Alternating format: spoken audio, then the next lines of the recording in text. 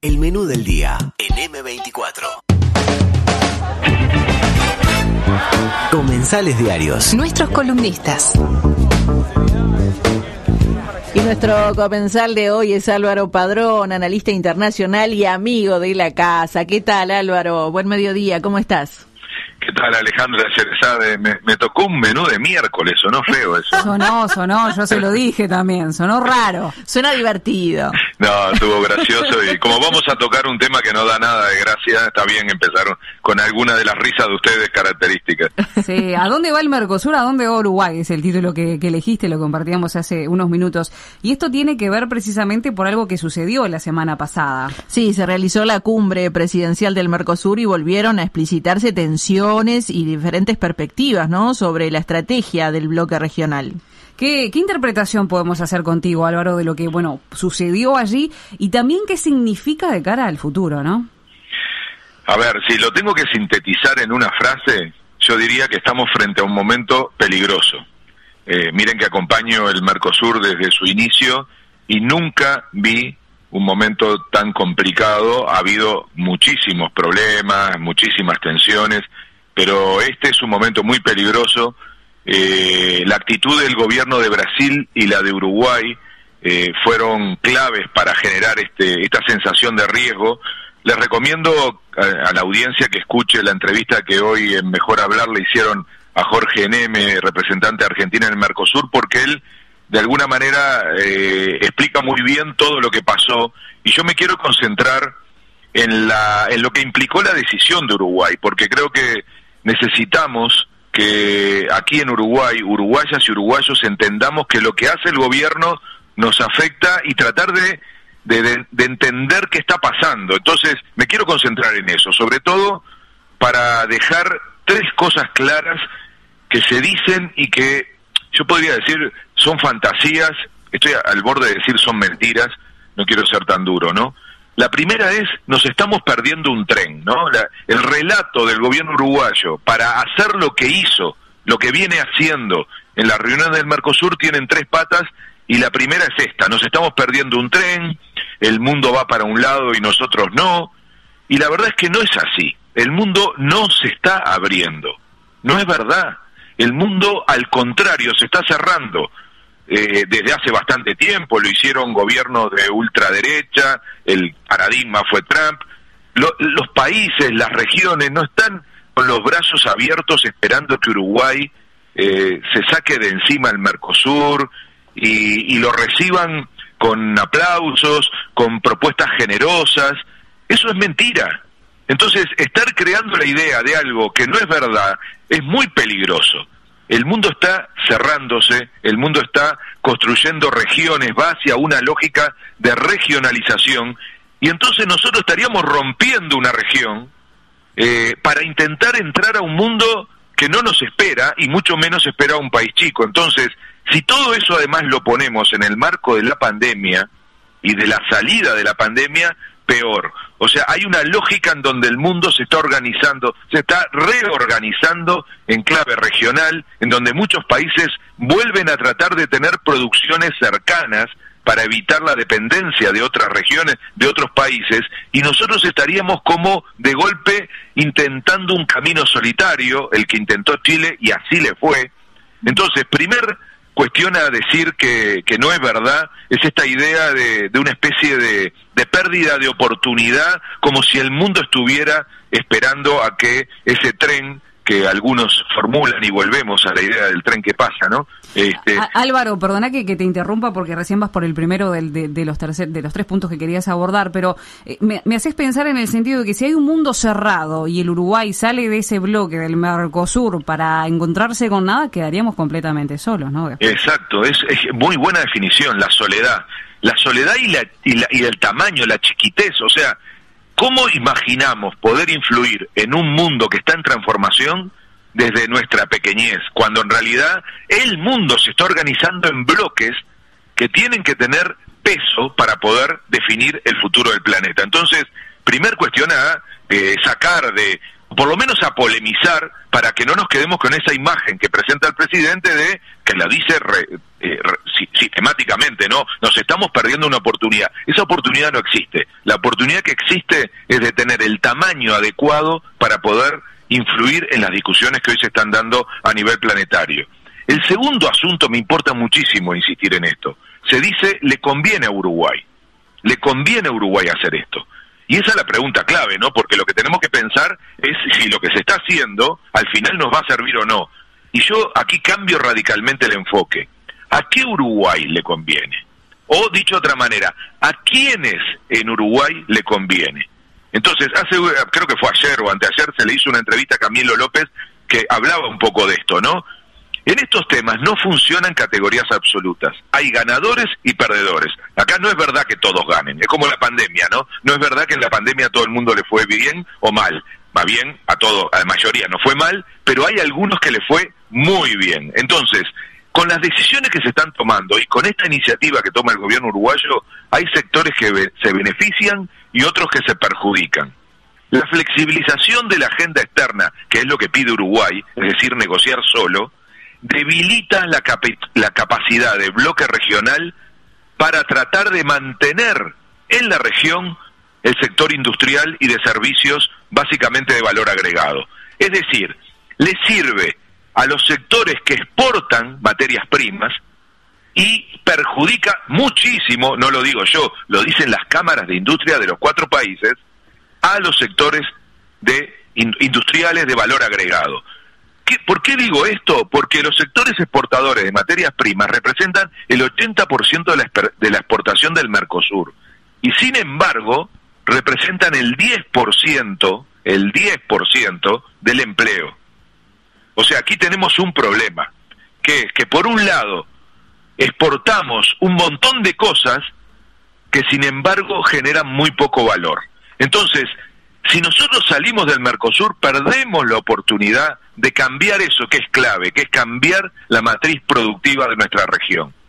Y cuidado con esto, por eso vamos a empezar a escuchar ahora a muchos sectores que empiezan a decir, nosotros no podemos acompañar ni una rebaja del arancel externo común, ni una flexibilización del Mercosur que signifique matar a la industria de nuestra región. Y esa industria es básicamente la que genera el empleo, más y mejor empleo en la región. La tercera cuestión que yo quiero plantear como algo que no es verdad, es la idea de que nosotros estamos siendo acompañados por Brasil. Eso no es verdad. Eso no es verdad. Nosotros estamos sumándonos a la iniciativa de Brasil y claramente Brasil tiene como estrategia priorizar a su sector agroexportador, básicamente a los sectores... De hecho, Álvaro, el documento es el que escribió Brasil y lo toma Uruguay, digamos, cuando hizo la presentación, ¿no? Claro, claro. O sea, ¿alguien cree que Uruguay le define la política exterior a Brasil? ¿Alguien lo puede creer en serio? Entonces, Brasil nos está usando, y el gobierno se está dejando usar, para un elemento que tiene que ver con la ecuación interna de Brasil. Bolsonaro está en crisis política enorme, y su prioridad absoluta fue cubrirse, apoyarse en su aliado que es el agronegocio. En todos los planos, si ustedes observan las críticas más fuertes internacionales a Bolsonaro, es lo que está pasando con el efecto ambiental, y eso tiene que ver con que él ha favorecido a los sectores al agronegocio, que en Brasil es brutal, y además es extremadamente precario, y al mismo tiempo genera relaciones laborales desastrosas. Entonces, ese sector es el aliado de Bolsonaro en Brasil, y él impone la política internacional con ese interés, y nos la trae al resto de la región. Y la industria brasilera está viéndose altamente perjudicada, y entonces reacciona la industria brasilera, la industria argentina que depende mucho de la industria brasilera, y la industria uruguaya que depende absolutamente de la industria argentina y brasilera, porque nosotros en el Mercosur y en toda América del Sur no le exportamos nada con valor agregado, ni a China, ni a Europa, ni a Estados Unidos, ni a Japón, solo nos compran materias primas. Entonces, si queremos desarrollar esos sectores, que son los únicos que nos permitirían mejorar la calidad de empleo, tecnológica, de capacitación, de salario, de condiciones de trabajo, necesitamos proteger a esos sectores. Entonces, la baja del arancel externo común unilateral del Mercosur, que es lo que propone Brasil, y la flexibilización de la negociación debilitan mucho la transformación de nuestra región en términos de valor agregado. Y eso solo se puede hacer con fuerza, eso solo se puede hacer con tamaño, con mercado. Esa es la diferencia entre ser 3,5 millones de personas en un mercado a ser 300 millones como es el Mercosur, que es la quinta economía del mundo. Entonces, 3 mentiras, 3 fantasías que se presentan como argumento para hacer algo que es muy peligroso, que es poner en riesgo la continuidad del Mercosur. Ahora, Álvaro, ¿esta posición del gobierno uruguayo en materia internacional muestra como un perfil definido? Sí, sabés que sí, porque la verdad es que, vieron que lo hemos discutido muchas veces, ¿no?, en este tiempo. Nunca estuvo clara la estrategia de política de inserción internacional del gobierno, ¿no? No lo estuvo en la campaña, no apareció en la asunción un discurso vinculado a esto, la asunción de la calle. No la tuvo Talvi, que recién el día antes de renunciar dijo que tenía una estrategia, y por favor, Bustillo, uno no lo escucha hablar de algo que tenga que ver con el largo plazo, ¿no? Es el amigo de los amigos, pero la verdad es que uno nunca entiende dónde está la orientación de la política internacional, porque además la practican desde la lógica de la diplomacia presidencial, o decir, el que decide es el presidente, el que habla sobre también todo, es el presidente muchas veces. Sí, y también lo hace en la política internacional. Entonces, ¿qué podemos hacer? Seguir las decisiones que va tomando. Y la verdad, y esto lo hemos usado mucho en la columna, ¿no?, hemos ido visitando o analizando los temas en donde el gobierno se posiciona para intentar entender si hay un hilo conductor. Y la verdad que el hilo conductor es peligroso, es preocupante. ¿Se acuerdan, no? La apoyo al candidato de Trump al BID. Después, hace poquito, estuvimos hablando de las decisiones con respecto a la presidencia de la CAF. La presencia en eventos internacionales de la calle Pou, la semana pasada, un evento rodeado de sectores de derecha dura en la región, ¿no? Yo, la verdad que lo primero que diría es que hay un hilo conductor que no está explícito, y sobre todo lo que se desmiente es aquella idea de que no iba a depender de alineamientos ideológicos. Todo lo que este gobierno ha decidido en materia internacional ha tenido que ver con alinearse a posiciones en la región que tienen que ver con visiones ideológicas. Alguien me tiene que explicar a mí alguna vez por qué votamos al candidato de Trump al BID. ¿Por qué? Si no fue por intentar quedar bien con Trump, en un error de cálculo que hizo el gobierno de creer que Trump ganaba las elecciones nuevamente en Estados Unidos. Hoy tenemos a un presidente del BID, Claver Carone, que nadie lo toma en cuenta, empezando por el propio gobierno norteamericano. Entonces, eso fue, entre otras cosas, por el voto de Uruguay. Y la Corporación Andina de Fomento, el Banco de Fomento del Sur, la CAF, acaba de ser otro episodio penoso en donde le dimos un cachetazo a Argentina. Lo dijo Neme en la entrevista que se hizo hoy de mañana, ¿no? Que ellos esperaban el apoyo del Mercosur, claro, no lo tuvieron de Bolsonaro, pero tampoco lo tuvieron de Uruguay. Entonces, la pregunta es, ¿qué alianzas estamos construyendo? ¿Con qué aliados estamos tratando de acompañar la posición, la política internacional de Uruguay? ¿Con Trump, que perdió y hoy ya, digamos, ni se sabe dónde está? ¿Con Duque, el presidente de Colombia, que está en una crisis impresionante y que el año que viene tiene elecciones y las encuestas demuestran que no va a poder ni siquiera, vamos a ver si se presenta? ¿Con Bolsonaro, que no sabemos cuánto dura? Esas son las alianzas del gobierno uruguayo en política internacional, y las consecuencias. Y lo decías hoy, la consecuencia primera es la soledad. ¿Se acuerdan el gobierno de Valle al final, en los inicios del 2000? Sí. Era de una soledad absoluta, y así terminó. Entonces, ¿se puede? ¿Qué gobierno va a haber en Brasil en el 2022? Seguramente no el de Bolsonaro. Entonces, ¿vamos a hacer un acuerdo estratégico con Bolsonaro ahora con respecto al Mercosur, cuando no sabemos ni siquiera si se va a sostener como líder de su país? Además, con las características antidemocráticas de un personaje como Bolsonaro. Entonces, tenemos mucho para perder, cuidado, mucho para perder, sobre todo en dos niveles. Primero, porque estamos dejando de ser un bloque. Si salimos del Mercosur, dejamos de estar en el club, en el grupo que puede pesar a nivel internacional. Y eso es carísimo para un mundo que está en transformación. Pero lo segundo que perdemos es la relación con los vecinos. Miren que un país no se puede mudar de barrio, no se puede, no hay una máquina que nos saque y nos ponga en otros lados. Vamos a seguir teniendo los vecinos que tenemos, solo que vamos a tenerlos enojados y con malas relaciones. Imaginen todos los temas que tenemos en agenda con Brasil y con Argentina, particularmente con Argentina.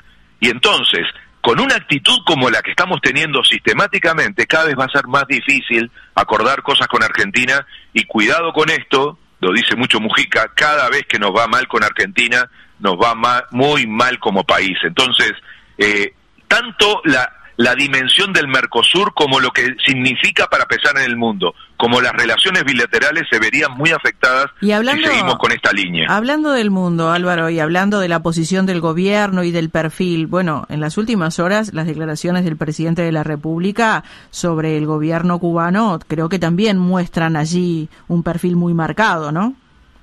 Sí, claro, es que, bueno, tiene esa capacidad la calle de elegir temas y salir de otros, ¿no? Entonces ahora se le ocurre preocuparse por la situación de Cuba. No lo escuché hablar hasta ahora de la situación en Colombia, casi no se refería a Chile, donde hubo estallidos sociales impresionantes.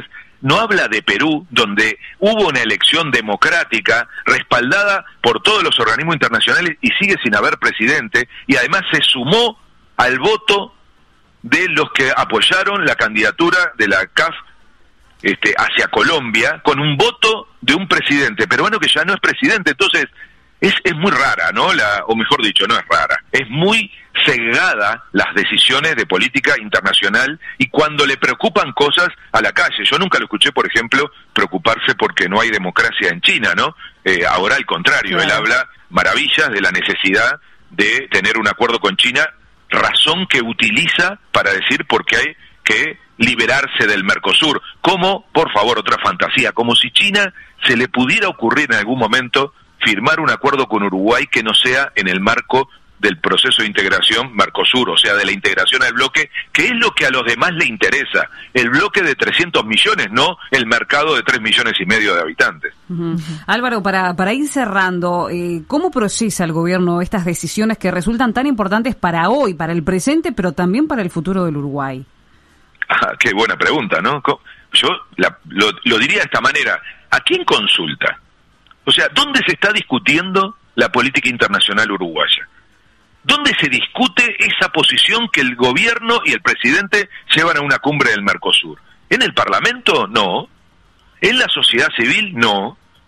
¿Y entonces por qué? ¿Por qué si hace 30 años, cuando entramos al Mercosur, y miren qué paradoja que tenemos, ¿no? Un Lacalle nos metió en el Mercosur, porque en el 91 el presidente que firmó el Tratado de Asunción, que es el que crea el Mercosur, es Luis Lacalle Herrera. Y ahora podría ser que un Lacalle, 30 años después, su hijo, nos saque del Mercosur. Sería de esas paradojas para escribir, digamos, una teoría política, ¿no? Pero lo que digo es, incluso comparando con su padre, con el gobierno de su propio partido, de su propia familia, Lacalle padre hizo un proceso de 1 año de debate al interior de Uruguay, político y social, que nos permitió que Uruguay ingresara al Mercosur con costos altísimos, pero con una decisión de consenso interno. Tanto los partidos políticos, casi por unanimidad, como las organizaciones sociales, sindicales, de la sociedad civil, los empresarios, participaran durante 1 año tomando una posición conjunta, teniendo estudios sobre la mesa, en lo que era la Comisión Sectorial del Mercosur, que le permitió a Uruguay ir muy fuerte a la negociación interna del Mercosur. Hoy nada de eso ocurre. Nadie está discutiendo esto de manera democrática, de manera transparente, y yo creo que el gobierno tendría que haber aprendido de lo que pasó la semana pasada. Y ahora no me refiero a la cumbre del Mercosur, me refiero a la señal de que 800.000 uruguayas y uruguayos le dijeron: queremos opinar, queremos decidir, queremos ser consultados. Bueno, una decisión tan importante que va a definir el futuro de este país, que es cómo nos mantenemos o no en un proceso de integración. Ya no hablo de la orientación misma, estoy hablando de la forma. Por lo menos debería ser tomada de manera democrática, y lo que está pasando es todo lo contrario. Se están generando hechos políticos, vuelvo al punto original, muy peligrosos, que no están siendo discutidos con nadie en Uruguay. No sabemos dónde se elaboran esas posiciones. Seguramente hay lobbies muy poderosos de sectores económicos, de sectores de la academia o de lugares que producen insumos, sobre todo privados, que van en dirección a justificar esta estrategia. Pero esta estrategia no se ha discutido en ningún espacio democrático, ni político ni social, y yo creo que probablemente esa es una de las críticas muy fuertes a hacer, no solo en relación a experiencias de gobiernos distintos que este, sino a un gobierno del mismo partido, de la misma familia y del mismo corte ideológico que al menos tuvo la capacidad de instalar una discusión democrática. Hay que alertar sobre esto y sobre todo exigir, pedir cuentas, exigir estudios y exigir espacios de debate. Álvaro Padrón, como siempre, un placer escucharte. Abrazo muy grande a ustedes. 97.9 FM Montevideo. 102.5 FM Maldonado. Escucha distinto.